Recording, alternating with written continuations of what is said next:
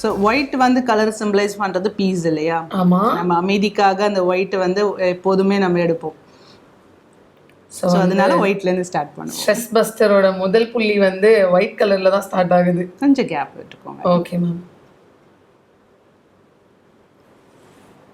So இதில் வந்து paint வந்து ஆக்சுவலாக நான் நார்மல் நீங்கள் வந்து பேசிக் பெயிண்ட் தான் யூஸ் பண்ணியிருக்கீங்க.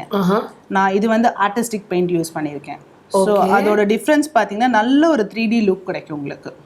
ஓகே, இதுக்கும் அதுக்கும். ஆமாம். ஸோ ப்ராக்டிஸ் பண்ணும்போது மட்டும் தான் வந்து நம்ம இந்த நார்மல் பெயிண்ட்ஸ் இப்போ நீங்கள் சொன்னீங்களா ரன்னிங் டாட்ஸ், அதான் குட்டி குட்டியாக ட்ரை பண்ணுறேன். ரைட். ஸோ ரன்னிங் டாட்ஸ்க்கு டிப் பண்ண வேண்டாம்னு சொல்கிறீங்க இல்லையா? ஆமாம், ஒன்ஸ் டிப் பண்ணால் போதும். அதை ட்விஸ்ட் பண்ணிவிட்டு டேரெக்டாக அப்படியே வச்சுக்கலாம். Okay, good, nice. அதே பாரு இந்த சர்க்கிள்லேயும் இந்த டாட்ஸ் வைக்க போகிறீங்க. கொஞ்சம் கேப் விட்டு ட்ரை பண்ணுங்கள். ஸோ இது கொஞ்சம் சேலஞ்சிங்காக தான் இருக்கும், கொஞ்சம் க்ளோஸ்அப்பில் வைக்கிற மாதிரி இருக்கும். மேம் இந்த முன்னாடி நம்ம ஒரு லைன் போட்டோம்ல, அதில் நான் அந்த டாட்ஸ் எல்லாம் கொஞ்சம் ஒட்டி போட்டனால ஜாயிண்ட் ஆகிடுச்சு. இதை தான் ரெக்டிஃபை பண்ண முடியுமா? இது ரெக்டிஃபை பண்ணலாம். இதை எப்படி எரேஸ் பண்ணணுங்கிறது நான் சொல்லி கொடுக்குறேன்.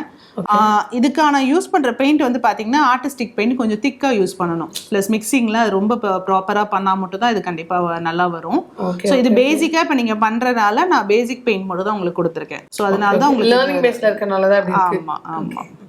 ஸோ இந்தியன் பேட்டர்ன் பண்ணுறது ரொம்ப நல்லது, ரொம்ப பீஸ்ஃபுல்லாக இருக்கும் அப்படின்னு சொல்கிறாங்க. இது பண்ணுறப்ப ஆட்டோமேட்டிக்காக நமக்கு அந்த ஒரு காம்னஸ் வரும் அப்படிங்கிறது ஒரு பிலீஃப் இருக்குது.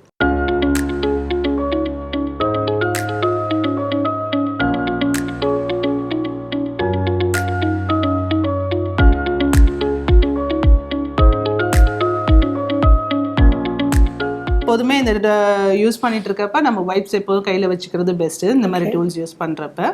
நெக்ஸ்ட்டு நம்ம டிரான்ஸ்பரண்ட் டூலில் நம்ம பெரிய டாட்ஸ் வைக்க போகிறோம். Okay ma'am. ஸோ இப்போ இதுலேயே வந்து பார்த்தீங்கன்னா சின்னதும் இருக்கும் பெருசும் இருக்கும். ஸோ டிஃப்ரெண்ட் சைஸில் நம்ம டாட்ஸ் வைக்கிறோம். Okay ma'am. ஏதாவது நம்பர்ஸ் இருக்கா, இவ்வளோ நம்பர்ஸ் வைக்கணும் அந்த மாதிரி ஏதாச்சும்? இந்த பேட்டர்னுக்கு அந்த மாதிரி நம்பர்ஸ் எதுவும் கிடையாது. ஜஸ்ட் ரேண்டமாக we are going to keep basic அப்படிங்கிறனால.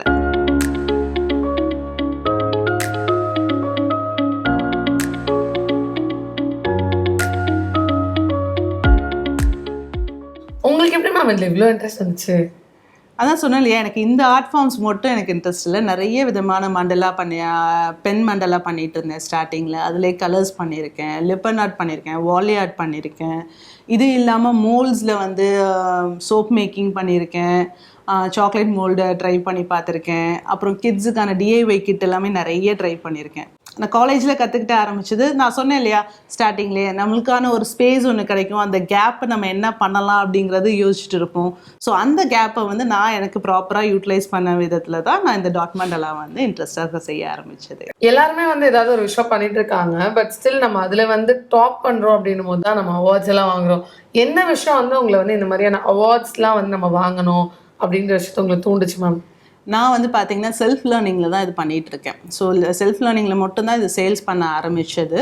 ஸோ இப்படியே பண்ணிகிட்டு இருக்கப்ப நீங்கள் உங்களோட ரெகக்னேஷன் எங்கே போனாலும் ஒரு சர்டிஃபிகேட் வேணும், நம்மளுக்கு பயோகிராஃபி வேணும் இல்லையா, பயோடேட்டா கேட்பாங்க. ஸோ அந்த மாதிரி கேட்குறப்ப நான் எங்கேயும் சர்டிஃபிகேட்டும் எனக்கு கிடையாது. ஸோ இப்போ நம்ம செல்ஃப் லேர்னிங் அப்படிங்கிறப்ப இது வேர்ல்டு ரெக்கார்டு நம்ம வாங்கணும் அப்படின்னா இப்போ இது ஒரு பெரிய ரெகக்னேஷனாக நமக்கு கிடைக்கும். கிளாஸஸ் வெளியில் போய் எடுக்கிறப்ப, ஒருத்தவங்களை போய் அப்ரோச் பண்ணுறப்ப, ஒரு இன்ஸ்டியூட் போகிறப்ப, ஒரு அகாடமி போகிறப்ப இந்த வேர்ல்டு ரெக்கார்டு எனக்கு பெரிய ஒரு ரெகக்னேஷனாக இருந்தது. ஸோ அதனால இந்த வேர்ல்டு ரெக்கார்ட் நான் பண்ணேன் நான். ஸோ என்னை பொறுத்த வரைக்கும் இது கஷ்டமாக நான் நினச்சதே கிடையாது. நான் ரொம்ப பிடிச்சி பண்ணுறேன். ஸோ ஒரு பேஷனை வந்து பிடிச்சி நம்ம பண்ணுறப்ப அது எப்படி நமக்கு ரிஃப்ளெக்ட் ஆகும், நமக்கு எப்படி அது ஒரு ஃப்ரூட் கொடுக்கும் அப்படிங்கிறத நான் இதில் பார்த்தேன். ஸோ எனக்கு இது ரொம்ப பிடிச்சி பண்ணுற ஒரு விஷயம் தான். கஷ்டங்கிறத நான் கண்டிப்பாக சொல்லவே மாட்டேன், ரொம்ப பிடிச்சி பண்ணுற விஷயம் அது.